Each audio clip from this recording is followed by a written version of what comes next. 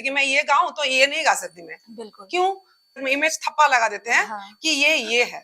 ऐसा नहीं है, प्रभु को जैसे हम लोग जान नहीं पाते, हमको पता नहीं है अभी क्या। इस इंटरव्यू में कल्पना पटवारी ने खुद बताया कि भोजपुरी इंडस्ट्री में कुछ सिंगर ऐसे हैं जो इसके ऊपर ठप्पा लगा के बैठे हैं कि ये कल्पना है तो ये गाना ये गा नहीं सकती है।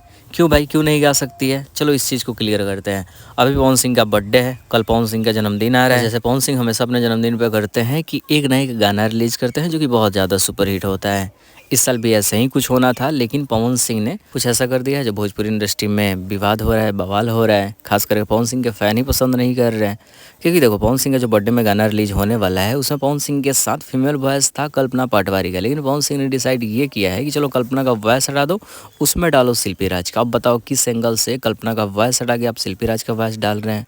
मतलब क्या है कि कल्पना नहीं गा सकती है? खुद इंटरव्यू दिया, क्या मेरे नाम पे ठप्पा लगे हुए है कि ये हम नहीं गा सकते हैं, वो गा सकते हैं? तो देखो, तो ये बहुत बड़ी बात है, लेकिन अपडेट के हिसाब से देखा जाए तो छोटी अपडेट है कि पवन सिंह ने कल्पना का आवाज़ हटवा दी है, उसमें शिल्पी राज गाएगी।